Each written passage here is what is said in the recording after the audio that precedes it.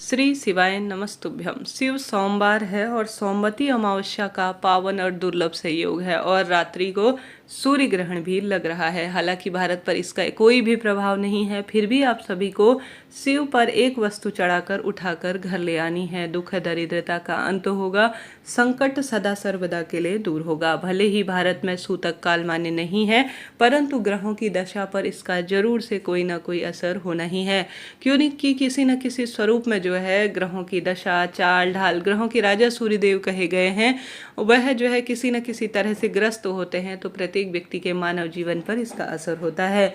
ऐसे में अपने भाग्य की रेखाओं को प्रबल करने के लिए, दुख दरिद्रता का अंत करने के लिए आप सभी को शिव पर चढ़ी हुई एक वस्तु उठाकर लानी चाहिए, ताकि महादेव आपके जीवन पर सदा सर्वदा अपनी कृपा दृष्टि बनाए और आप अकाल मृत्यु, दुर्घटना, रोग, कर्ज, मानसिक पीड़ा, किसी का टोना टोटका इत्यादि के तमाम तरह के झमेलों से सदा सर्वदा बच कर रहें। आप जानते होंगे अमावस्या तिथि पर कई तरह के कार्य, उपाय और कई तरह के नियम लिए जाते हैं। कई भक्तजन यह दूसरों को हानि पहुंचाने के लिए नहीं करते, परंतु कई भक्तजन इनको हानि के स्वरूप में भी करते हैं। कैसे करना है ध्यान से सुनिए।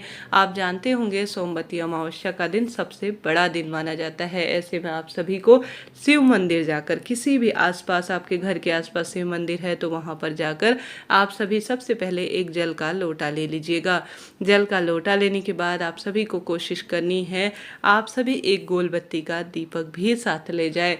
साथ के साथ आप सभी जो है विशेष तौर पर अगर आपसे संभव हो तो पीपल वृक्ष की जड़ में जल समर्पित करें। हमारे गुरुजी ने हमेशा ही हम सभी को यह बात बताई है कि आप सभी को सोमवती अमावस्या के दिन जरूर से कोई ना कोई वस्तु दान करनी है।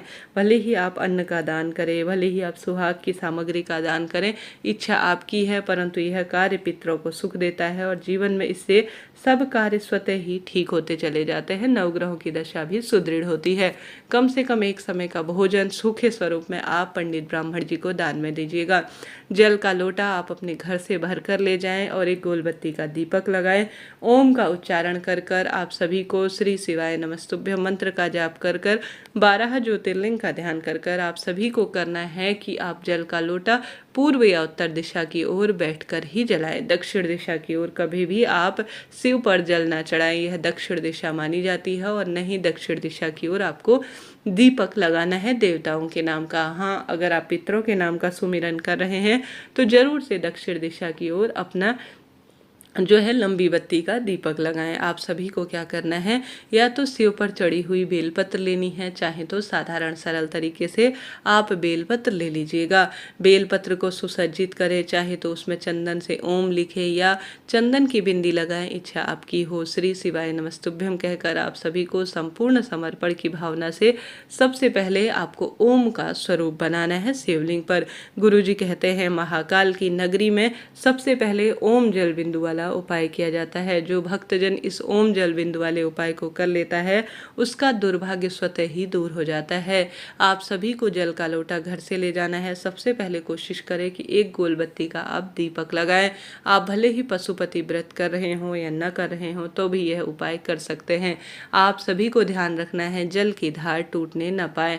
आप सभी को ओम का उच्चारण कर कर सबसे पहले आपको गणेश जी के स्थान से शुरू करते हुए माता अशोक सुंदरी तक यह ओम जलधार बनानी है। उसके बाद यही जल की धार आपको कार्तिकेय जी तक ले जानी है। यह जो है ओम का जो है आधा स्वरूप बन गया है। अब यही जलधार आपको टूटे ना, इस बात का ध्यान रखते हुए धीरे धीरे जो है ओम के जो पीछे की आकृति होती है वह बनानी है।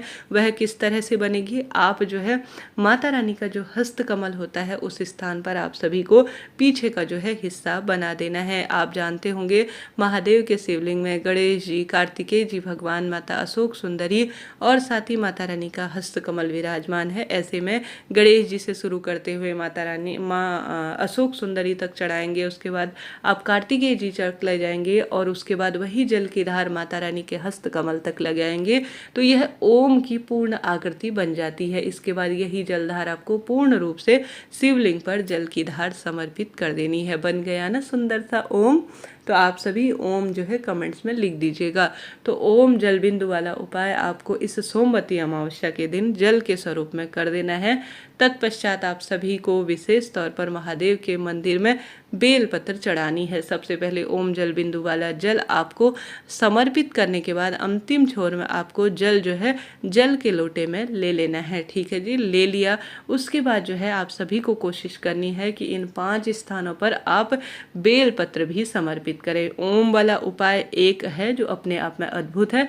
एक दूसरा उपाय जिसमें गुरुजी कहते हैं मात्र इन 5 स्थानों पर अगर आप बेलपत्र बोल देते हैं, रख देते हैं, मनोकामना बोलकर, आपके कष्ट कट ही जाते हैं। वह स्थान जैसा मैंने गणेश जी का, कार्तिकेय जी भगवान माता रानी के हस्तकमल और माँ अशोक सुंदरी का स्थान बताया, इन स्थानों पर और शिवलिंग पर 5 स्थान यह ऐसे हैं जो अपने आप में अद्भुत है।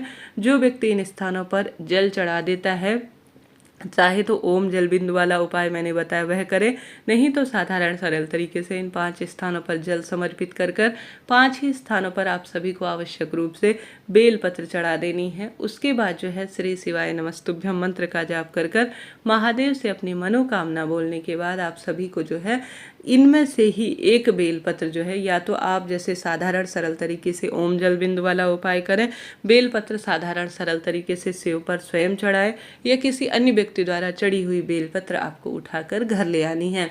घर लाकर आप सभी को जो है सबसे पहले आप इस विशेष तिथि पर शिव के आसपास जो है जो नंदी महाराज बैठे हैं उनके काम में ओम का उच्चारण करते हुए अपनी मनोकामना बोले। गुरुजी कहते हैं नंदी महाराज ही एक ऐसे जो है गण हैं जो सबसे पहले हमारी बात महादेव तक पहुंचाते हैं। तो शिव मंदिर में इस सोमवती अमावस्या के बाद साथ आप सभी को यह दिव्य प्रयोग भी करना है कि आपको शिवलिंग पर इस विधि से जल चढ़ाना है, इस तरह से बेलपत्र चढ़ाना है और ओम का उच्चारण कर आपको नंदी महाराज से अपनी बात कहनी है। संभव हो तो शिव मंदिर की चौखट में भी एक दीपक लगाकर, गुरुजी कहते हैं अगर आप त्रिपुंड धारण नहीं कर सकते, भस्म नहीं रमा सकते हैं शरीर पर, कुछ भी आप नहीं कर सकते हैं, तो शिव पर चढ़ा हुआ जल अपने शरीर पर धारण कर उसकी थोड़ी सी मात्रा अगर आप ग्रहण कर लेते हैं ना, तो बड़ा सा बड़ा रोग कट जाता है और सदा सर्वदा के लिए खुशियों के भंडार भरते हैं।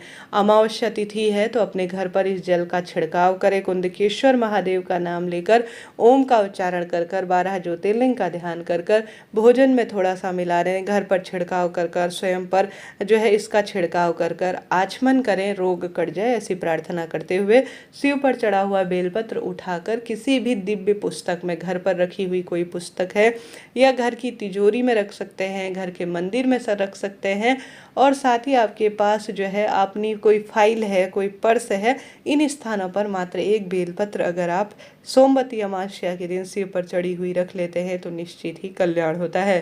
साथ के साथ सोमवती अमावस्या के दिन एक दीपक आप सभी को शिव मंदिर में जरूर से लगाना है। एक दीपक बेलपत्र वृक्ष के नीचे, एक जो है आपको जो पीपल पेड़ है वहाँ पर लगाना है। साथ ही घर पर भी एक दीपक लंबी बत्ती का पितरों के नाम का लगाना न भूलें। इन कार्यों से आप सब कुछ जीवन में प्राप्त कर सकते हैं। श्री शिवाय नमस्तुभ्यम।